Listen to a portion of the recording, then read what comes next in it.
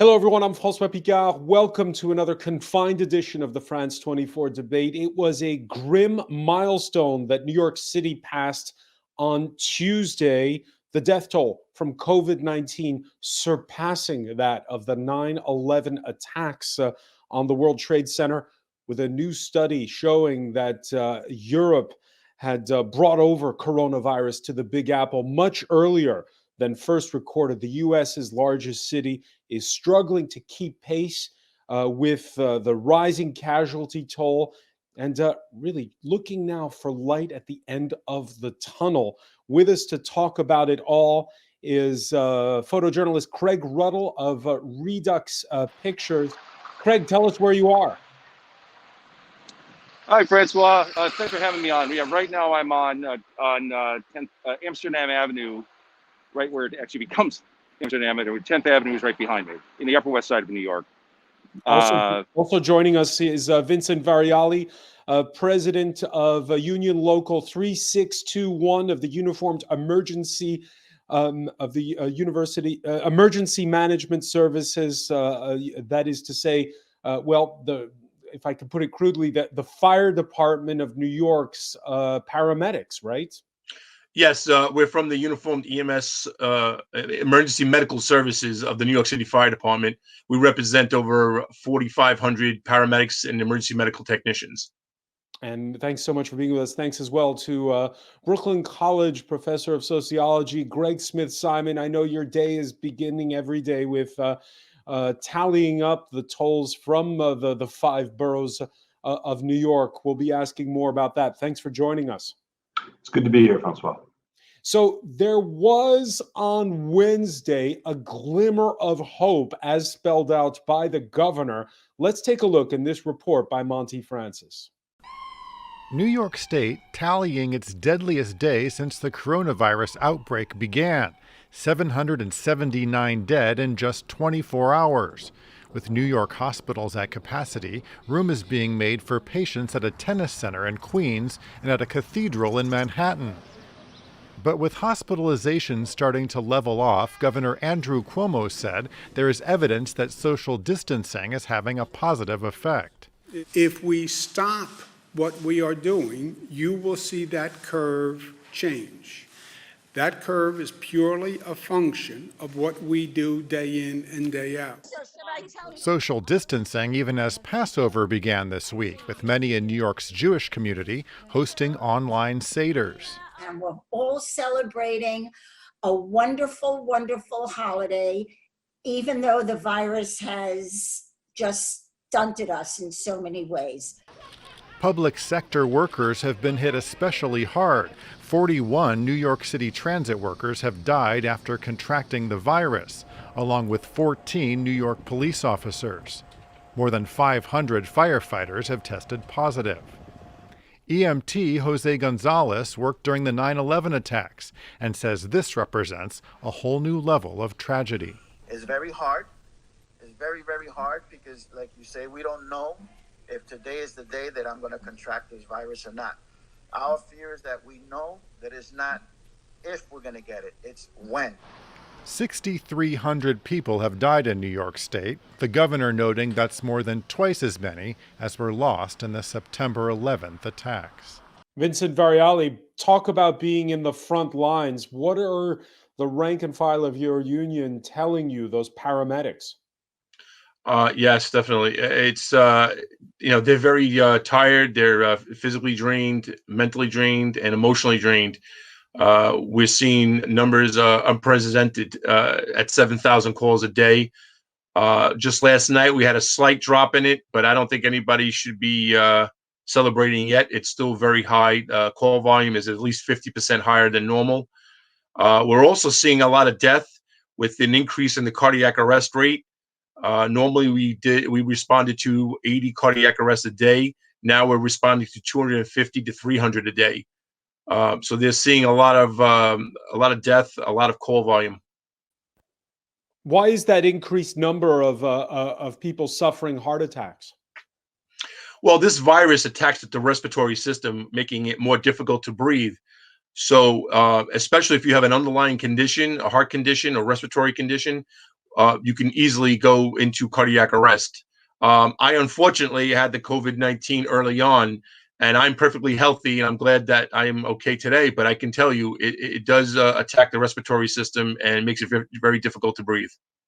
And the paramedics are having to make life and death decisions. Yes, yes, there are new protocols now. If we cannot start your heart in the field, we are not transporting to the hospital.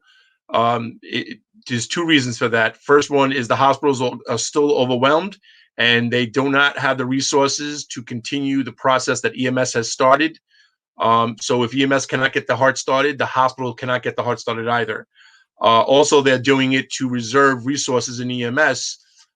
Generally, if we transport, it'll take about a two-hour turnaround time. If we don't transport, we get the ambulance back in service a lot quicker. I just want to make it clear to everybody, though, EMS is still doing everything possible to save lives. We are not cutting back on anything, and we are doing everything we can because our job, number one priority, is to save lives. Craig Ruddle, we here in France, we've been clapping every night for healthcare workers at 8 p.m. I know in New York at 7 p.m. there's a clap because we care. Tell us about your Wednesday evening.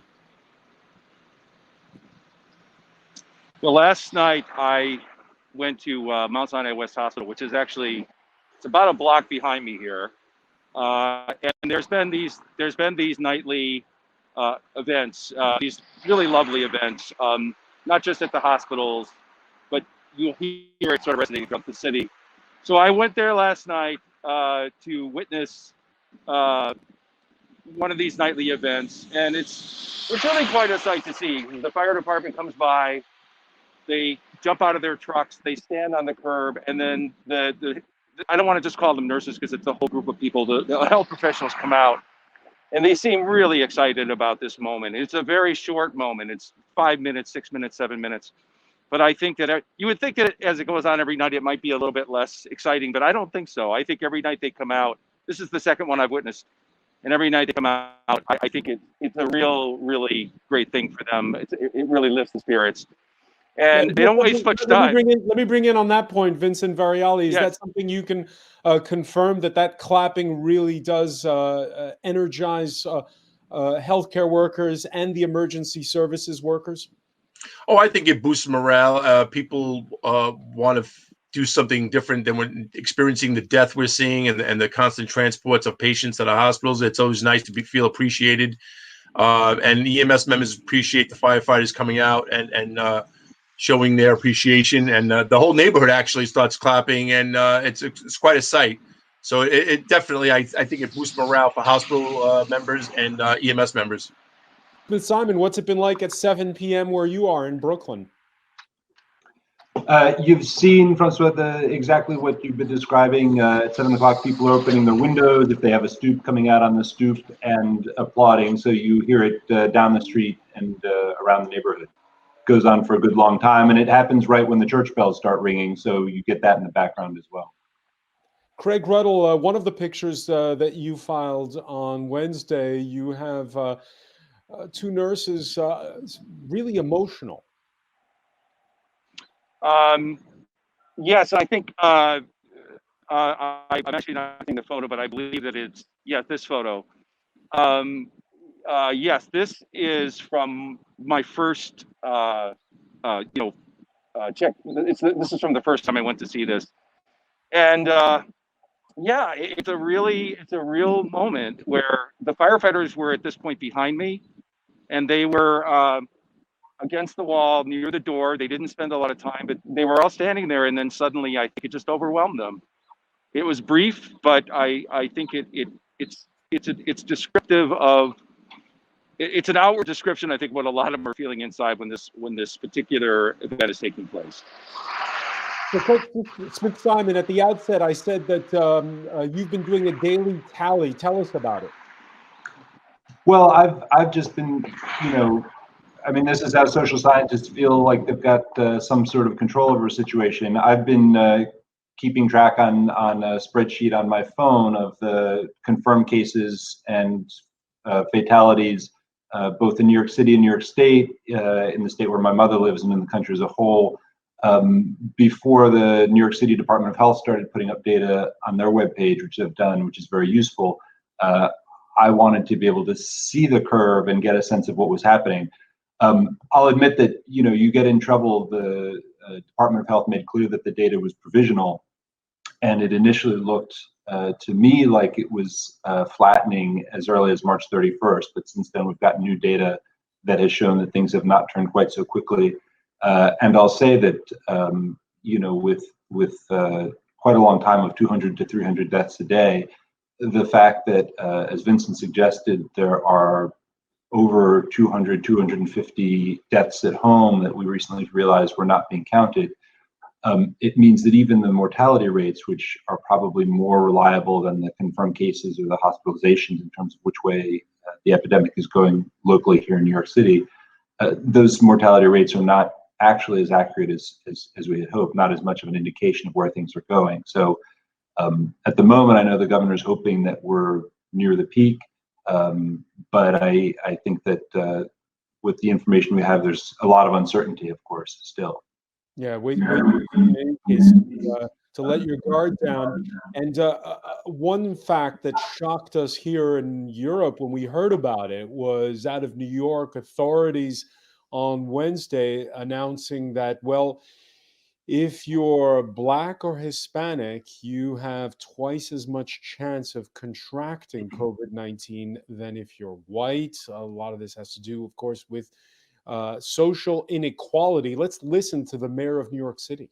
It made me angry to see that the disparities that have plagued this city, this nation, that are all about fundamental inequality, are once again causing such pain and causing people, innocent people, to lose their lives.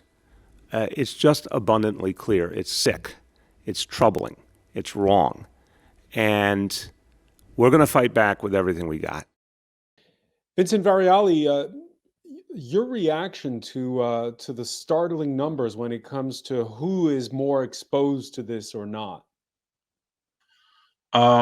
Well, there is from what we've seen in the numbers, there is a difference in the gender, in the racial background of people who are getting this disease and dying from it. We don't, in EMS, we don't believe the mayor is the right person to talk about social inequality. We actually have a lawsuit against the mayor for discriminating against EMS because we are out of the three first responders, fire, EMS, and police. EMS has a 56% minorities, 30% women, and yet we are paid $40,000 less than the other first responders and receive inferior benefits compared to other first responders. So, we understand social inequality, and we understand discrimination and how hard it is for the minority and gender women population. And this pandemic is really highlighting the inequality. Absolutely. It's showing that those people in the social inequality are dying more and getting sick more. Greg Smith-Simon, what does your data tell you? Well, I think that while it's true on the surface level that the inequality is, you see inequality by race and by income, I think that there's an important level of the story. If you look at some forms of inequality in the United States, race is what explains it. So housing discrimination, if a realtor won't show you a house or let you rent an apartment, that's about the color of your skin. Having bad interactions with the police is about the color of your skin. In this case, there is a correlation, but it's not the same thing. So for instance, people took a first look at the maps for coming out of New York City and said, oh, look, it looks like it's concentrated in poor and minority areas. That's a version of the story you can tell, but in fact, those maps line up less well with race. There are Black neighborhoods that don't have as high rates. There are poor neighborhoods that don't have as high rates. And there are Black high neighborhood incomes that are high. What it lines up with better than maps of race is maps of where healthcare workers work, where healthcare workers live, where you see the confirmed cases and the hospitalizations. If you look in the outer borough neighborhoods, those are outer borough neighborhoods where nurses and other health professionals, EMS work. If you add on top of that maps of transport workers and of restaurant workers, you actually, I would say, get a better picture of who's at risk for New York City than you do elsewhere. And I think the story in New York is a little bit different. In New York State, the risk of dying of the disease is double for African Americans what it is for the city. In the city, the rate is higher, but race is not the causal variable that you would reach for.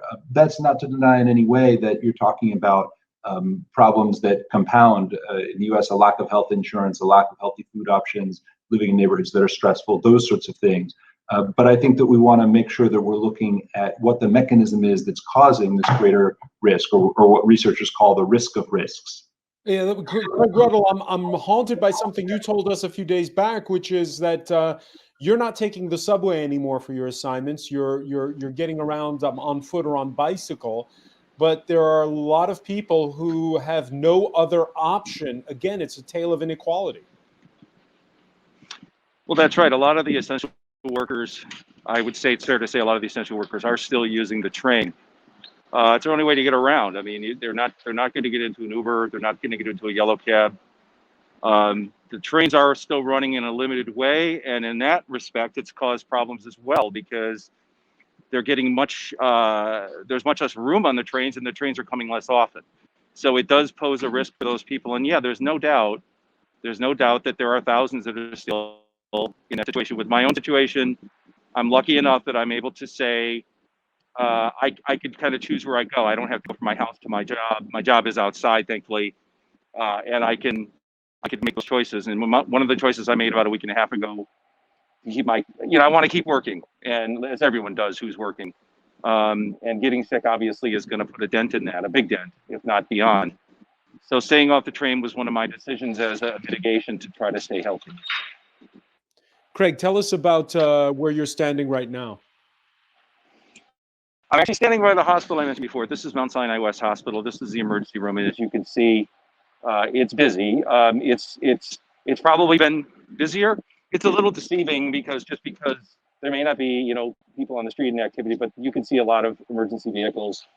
And pardon me for my scarf. It's it's a little bit droopy today, and you can see a lot of, but you can still see a good number of vehicles here, and pretty much that's a constant. There's always emergency vehicles here at all the other emergency rooms that I've been to. I've probably been to 6 hospitals. There's obviously a lot more. This is pretty much their service, but as far as the FDNY, they will be here as well, depending on the time of day. You'll see their paramedics here as well. So it's a busy place. It's maybe a little atypical of some of these other sites in New York. A little quieter today, but nevertheless, never stopping. Vincent Variali, where are the EMS staff taking people? We're transporting to the closest 911 receiving hospital, and that's for all the boroughs. Taking to the nearest hospital, is that whether it's public or private? Yes, either public or private, depending where you live. We will go to the closest 911 hospital, and that's a change from the original policy. We would take you to the closest 911, or if you had a specific request, we would, within reason and a certain amount of time distance, we would take you there. But right now, due to the crisis, we're going to the closest 911 hospital. Do you think when it's all over, there'll be a rethink of the way the emergency response and the whole healthcare system works in New York, in the U.S.? I certainly hope so. I think the healthcare system definitely needs an overhaul in the United States, and I think the emergency medical services needs to be better supported, better funded, better staffed. There needs to be. I'm sure there's going to be a lot of hearings about this, and there really needs to be a real conversation on improving the emergency medical services system. The U.S. President Donald Trump on Wednesday during a briefing with reporters saying that, Louisiana needs far fewer beds than expected, that the makeshift hospital at the conference center, the Javits Center in New York, quote, isn't too heavily used. And in general, the numbers are coming way down. Vincent Varioli, your reaction to that? Like I said, we've seen a slight decline. I wouldn't be quick to celebrate yet because we don't know. We've seen this go up and down before. Like I said, we had call volume up to 72, 7,400 at one point. Then it went down to 6,500, but then it came back up to 7. So I still think we're better safe than sorry, and we should prepare for the worst. Had we prepared properly in the beginning, we might have been able to have a lower call volume and a better handle on this. Had we tested, we might have been able to do a better job in figuring out who has the virus and who doesn't, and addressing that. We failed in all of those areas, and I think this is why we're paying the price right now. And do you give politicians a pass on that one, since this is such an unprecedented pandemic, or could they have done better? Oh, I don't give them a pass. They should have done better. I do know, and I can't say in New York City, we have told the city, we have testified in city council hearings, we have told the fire department years ago, and most recently, we need a place for first responders to be quarantined so they don't take this home to their families. We need more supplies like N95 masks. We need more staffing in EMS, and they've completely ignored everything we've asked for. Even as long ago during the H1N1, they thought that was going to be the coronavirus of the time, and it wasn't, thank God. But we discussed these things back then, that there was a staffing crisis in EMS, understaffed. We need more. We told them that there's not enough N95 masks, and we needed quarantine areas. And even years later, they still haven't done it. So they were well aware. They just failed to prepare. Greg Smith-Simon, on that score, is it a turning point for New York and for the United States? I certainly hope so. I think that anyone who is living through this now and is afraid of themselves getting sick, who may know people who have gotten sick or died, to go through this and realize that we're all at risk, and then say that we don't all deserve healthcare doesn't make any sense. I think this is a moment at which we need to overhaul the healthcare system in the way that Vincent is saying, in terms of first responders, the structure of the hospital, the access to healthcare. But that also means that everyone needs to have access to healthcare. I think in the time of an epidemic, you realize the absurdity of a system like the one in the United States, where if I have health insurance, I think I'm okay. I'm only okay as the health of everybody around me, and that's become really clear here. It's become clear. Pardon? Sorry, it's become really clear, you say. Although there's a lot of time between now and the next, in November. We're already seeing a partisan divide over this. I don't doubt that it'll be partisan. Look, someone once said that everything is politics and medicine is politics on a grand scale. It'll be political. I don't have a problem with that, but I don't think that it will be forgotten, right? When we've looked at the sorts of things that have changed and shaped societies, one of the things that matters with an event like this is the duration. And so after September 11th here in New York, everyone said nothing will ever be the same. And what researchers found was that about 2 weeks later in most of the country, people were back to normal. In a neighborhood right around the World Trade Center, you saw that the effect was much more long-lasting. Neighbors were still connected, that people were active, that people were helping each other and coming together. And researchers suggested that World War II, for instance, shaped that generation because even if you weren't involved in the military effort, you were at home and shaped by it for the length of the war. I think worldwide, if we're going to be locked down for months at a time, I don't think that that's something that come November, any of us will have forgotten. And the marks that it'll leave on the society will in fact continue, I would expect, for generations. Vincent Variali, do you agree with Greg Smith-Simon? Yes, I think this is a lot different than 9/11. This is like 9/11 happening every day. And I think there will be an impact. People are going to remember being locked in their homes and staying inside for a long period of time. And now with technology, we're finding out that people can still function somewhat from home and away from people. So I don't know what the new normal is going to be when this is over. And I do hope it's over very soon, but I don't know what that new normal is going to be. But I think there will be a change, and there will be an impact. Craig Ruddle, right now, when you go around the mostly empty streets of New York, your thoughts on whether or not the city will be different? Francois, I'm sorry. Can you have that? Can you repeat that question? I'm sorry, you broke up a little bit. Sure. When you walk around the streets of New York, will the city be very different after this is all over? Well, I have to say that, and I think some of the folks who are around here, they may concur with this, but well, it's a big question. I mean, obviously, the one time when things seem very normal is when the sun is out and it's even not even a weekend day. People have been going out, and if you were to walk through Central Park, to a degree, it looks the same. And obviously, you know, there's been some frustration by some of our leadership in that they're still trying to keep people away from one another. But I think generally speaking, people are going to stop some of the contacts that they've normally had. They're not going to touch surfaces like they took for granted that nothing was going to be wrong with them. They weren't going to be dirty. I think people are going to stay generally cleaner.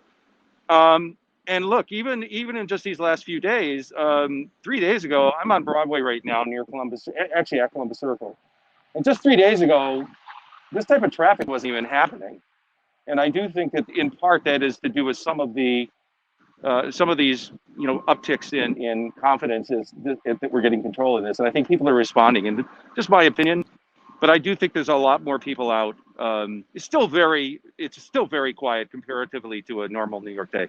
But in the last 3 or 4 days in particular, I've seen quite a few more cars and pedestrians. And are they wearing face masks?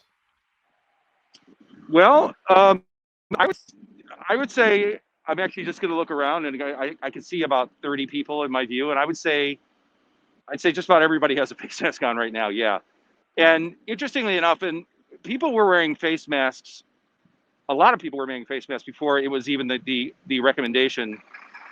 This, of course, being not the recommendation up until a few days ago, but a lot of people were indeed wearing the face masks anyway, and using their own judgment on it.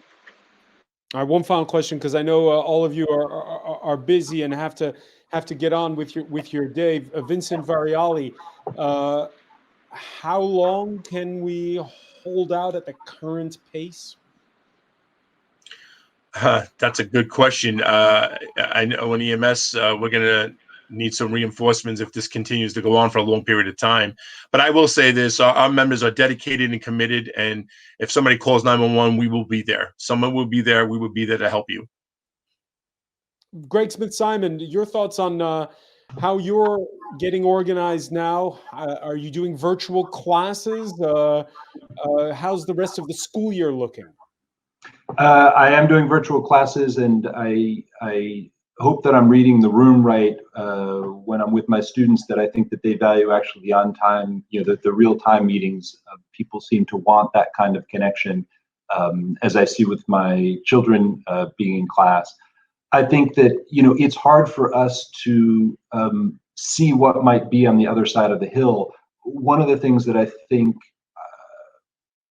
maybe unexpected for us as New Yorkers is that as bad as New York's experience with the epidemic has been, and as particularly sharp and severe as the numbers here are, if we do well, if we're lucky and we get out of this soon, we may be out of it while the rest of the country is still heading up that sharp spike.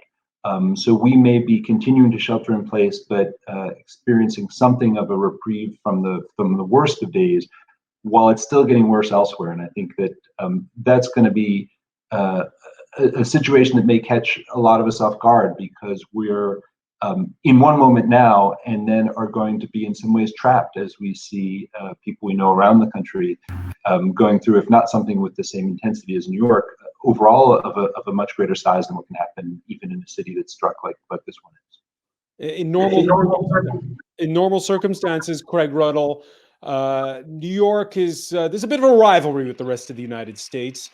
We are seeing those reports here of people from other parts of the country volunteering to come to New York to do nursing, for instance. Your thoughts on that? Well, I think it shows some real bravery and commitment to not being concerned about geography. They're not worried about where they are.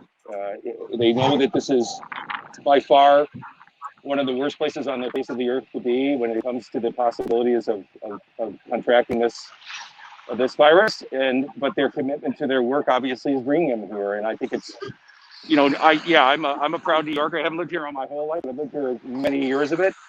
And I love the fact that people feel that they're embracing the situation here so much that they're willing to leave probably a part of the country that right now not experiencing anything close to this, and they're willing to come here and face this the way they are. I think it's a great thing. Mr. Variali, if there's one thing you'd like to request from our viewers, what would it be? If anybody would like to help the EMTs and paramedics get through this right now, if you don't mind, I'd like to let them know about a website. It's www.emsfdnyhelpfund.com. The EMS Help Fund provides food for all the stations. Members are working 16-hour days, 4 or 5 days a week. They don't have time to get out and even eat. And it also provides lodging for members to quarantine at hotels rather than going home and bringing us to their families. So anybody who wants to help and can donate, we greatly appreciate it. And again, the name of that website? www.emsfdnyhelpfund.com. All right. Thank you so much for joining us today, Vincent Variali, President of Local 3621 of the Uniformed EMS Workers Union. I want to thank Greg Smith-Simon, professor of sociology at Brooklyn College, for being with us, and photojournalist Craig Ruddle on the streets of the Upper West Side of Manhattan. Thank you for joining us. There's much more coverage, by the way, on our YouTube channel, Facebook, and on France24.com.